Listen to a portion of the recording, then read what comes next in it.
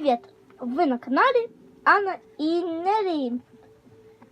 Сегодня мы рассматриваем ножик Victorinox.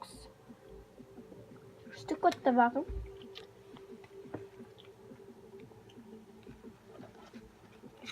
Распаковываем.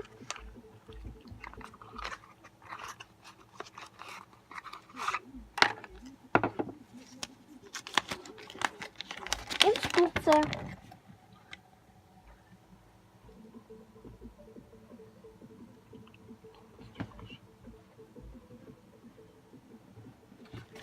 Переворачиваем.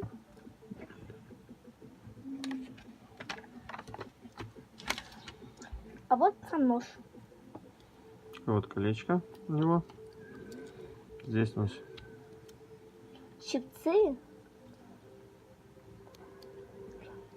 брови ощупывать. А здесь что? Зубочистка. А для чего она нужна? Зубы чистить. Фигурная отвертка.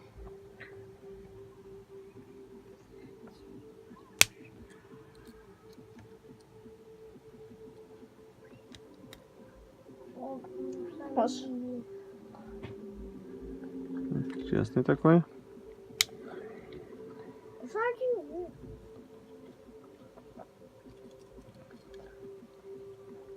Открывачка для бутылок.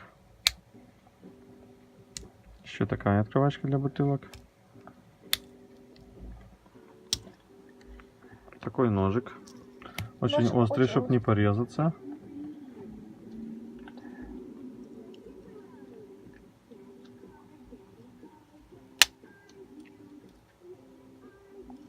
Ну и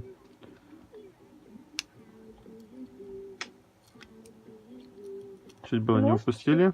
Такие вот ножички. Скубать ноготки. Такой вот ножик можно заказать на сайте НТД24. Ссылка на рецепт в описании.